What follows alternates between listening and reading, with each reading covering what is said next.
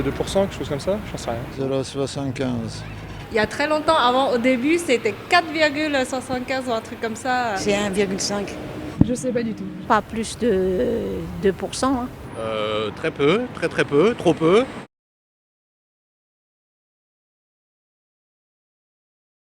Pas 102. Oui, 102 €. Oui. 20 euros. Non, je ne peux pas vous dire. Une obligation, c'est une dette, donc il y a un taux d'intérêt sur la dette. Une action, ça fluctue, ça peut baisser, monter. Non, mais enfin, rien ne me parle, de toute façon. Alors oui, donc une action, il me semble, voilà, c'est une part d'entreprise.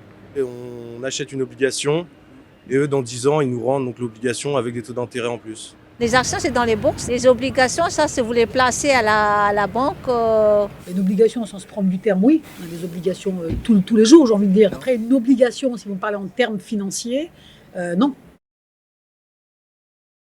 Vaguement.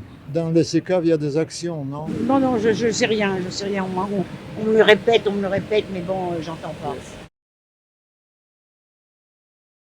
Les actions, ça peut monter, ça peut descendre, alors que voilà, dans tout ce qui est fonds d'investissement et de manière générale, ça reste assez sécurisé. Oui. Oui, je mets un petit peu de côté aussi tous les mois. Un peu, ouais. Moi, actuellement, je suis étudiant, donc c'est pas principalement notre priorité d'épargner pour le moment. Oui, on peut dire ça. J'ai un petit livret d'épargne populaire, je crois que ça s'appelle. J'épargne notamment dans un plan épargne logement pour pouvoir acquérir dans quelques années ma résidence principale. Non.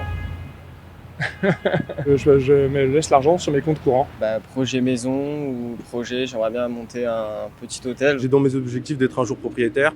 Pourquoi pas aussi pour un véhicule. Des fois, quand on a des coups durs, il faut épargner. Nous avons investi dans l'immobilier. La bourse, non, pas du tout, c'est pas pour nous. C'est plutôt du long terme pour l'avenir.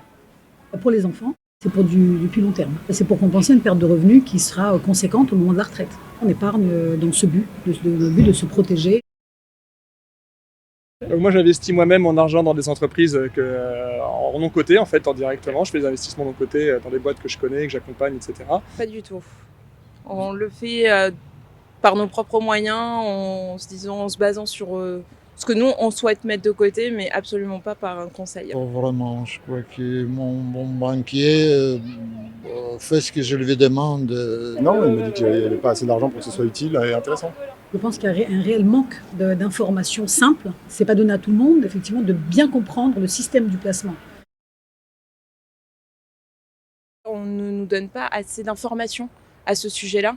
Non, je pense qu'il y a assez de moyens de communication qui nous permettent d'y voir à peu près clair.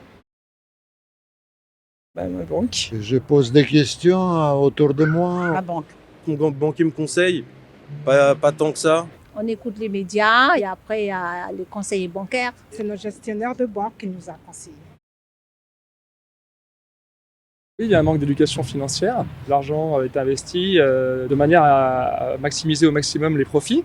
On est en train de perdre le sens de ce que c'est qu'une entreprise. Et je pense que les épargnants auraient besoin d'orienter leurs épargnes vers des fonds, des sociétés de gestion qui prennent conscience de leur rôle sociétal. Même autour de moi, je sens qu'il n'y a pas forcément beaucoup de monde qui sont familiers à ce genre de choses. Je pense que ça peut être important de mettre en place des cours en quelque sorte de finance un peu plus tôt, d'éducation financière pour sensibiliser les plus jeunes. L'éducation financière en général, c'est toujours bien. Ça pourrait être intéressant d'entraîner les gens à comprendre la différence entre ce que veut vendre un banquier et les options réelles, ce qui est de l'ordre de l'utile, quoi.